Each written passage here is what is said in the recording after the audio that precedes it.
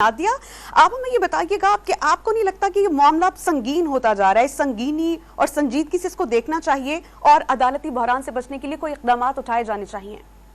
बिल्कुल संगीन भी है, अजीब भी है, दिलचस्प भी है, तारीखी भी है, क्योंकि एक जज जो कि सीनियर मोस्ट हो, जिनके अब चीफ जस्टिस ऑफ पाकिस्तान बनने में कुछ ही माह बाकी हों, ऐसे में वो इससे कबल ही इस्तीफा इरसाल कर दें अपना, तो यकीनन एक तो बहुत सवाल उठेंगे। फिर पिछले 2 दिनों के अंदर 2 सीनियर जज साहिबान ने जिस तरह से इस्तीफा दिया, तो यकीनन अदलिया के हवाले से बहुत ज्यादा सवाल भी उठ रहे हैं। और दूसरी बात यह है कि लेकिन ये बड़ा इस हद तक नहीं था कि ये कोई इस्तीफा दे देंगे। हाँ, अलबत्ता जस्टिस एजाजुल एहसन साहब ने अदम शिरकत की थी सुप्रीम जुडिशल काउंसिल के इजलास में, और वो इस किस्म की कार्रवाई के हवाले से पहले भी कह चुके थे कि वो शायद इस के हक में नहीं थे जिस तरह से मज़ाहिर अली नकवी साहब के साथ हो रहा था।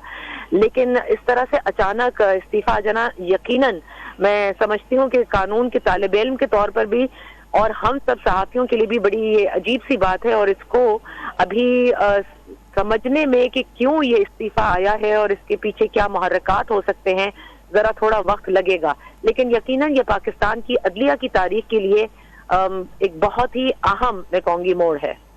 अच्छा नादिया, आपको लगता है कि सदर पाकिस्तान की मुदाखलत से कबल चीफ जस्टिस ऑफ पाकिस्तान साहब को कोई इनिशिएटिव लेना चाहिए, कोई बयान, किसी किस्म का कोई स्टेप लेना चाहिए जिससे ये तासुर खत्म हो कि अदलिया में घुटन थी, दबाव था, या अंदरूनी बहुत सी चीजें चल रही थी? देखिए, चीफ जस्टिस ऑफ पाकिस्तान जाहिर है अपनी इंस्टीट्यूशन के लिए ही स्टेप ले सकते हैं, लेकिन वो किसी पब्लिक में आकर तो कुछ नहीं कह सकते। और बहुत सारे स्टेप मैं अभी भी समझती हूँ कि बहुत बेहतर लिए गए हैं जब से चीफ जस्टिस ऑफ पाकिस्तान ने यह मनसब संभाला है, जिसमें पहली मर्तबा तारीख में जिस तरह से हम देखते हैं कि लाइव कवरेज, फिर प्रैक्टिस एंड प्रोसीजर बिल के हवाले से जिस तरह से एक पूरी कोर्ट बैठी थी, फिर जिस तरह से बेंच की तश्कील के लिए कहा गया कि कमेटी होनी चाहिए और फिर वो डिसाइड करे।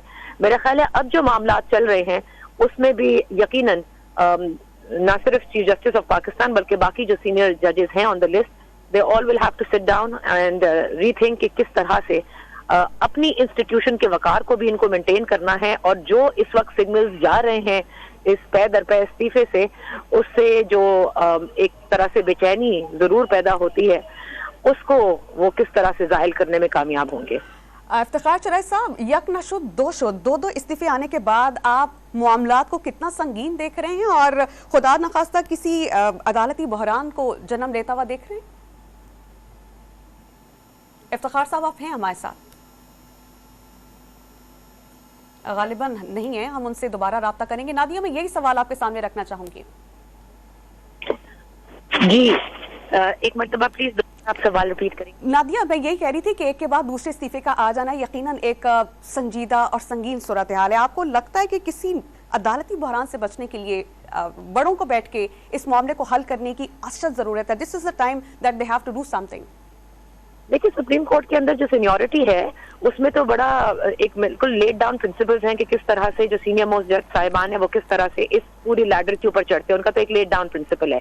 अब मेरे ख्याल से खुद अदलिया के लिए भी ये यकीनन मुश्किल जरूर होगा। लेकिन आज आपने जैसे देखा ना कि सुप्रीम जुडिशल काउंसिल में जब जस्टिस एजाजुल एहसन साहब ने माजरत कर ली थी शिरकत की, तो उसके बाद फिर ये उसी की जो उनके अपने रूल्स हैं उसके तहत ये बोला गया कि जो इसके बाद के जो सीनियर जज हैं उनसे फिर वक्त लिया जाए। और इस तरह हमने देखा कि जस्टिस मंसूर अली शाह साहब से पूछा गया, उन्होंने कहा कि जी वो बिल्कुल अवेलेबल होंगे, और इसलिए इसको फिर मौखर किया गया जब तक उनकी अवेलेबिलिटी नहीं हो जाती। तो यकीनन जो दूसरे एक पूरी चेन होती है जो मूव करती है, लेकिन इस इस्तीफे से सुप्रीम कोर्ट किस तरह से इस पर रिएक्ट करती है, या पूरी जो जज साहिबान है जो सीनियर मोस्ट हैं वो बैठ करके यकीनन इस मामले को देखेंगे।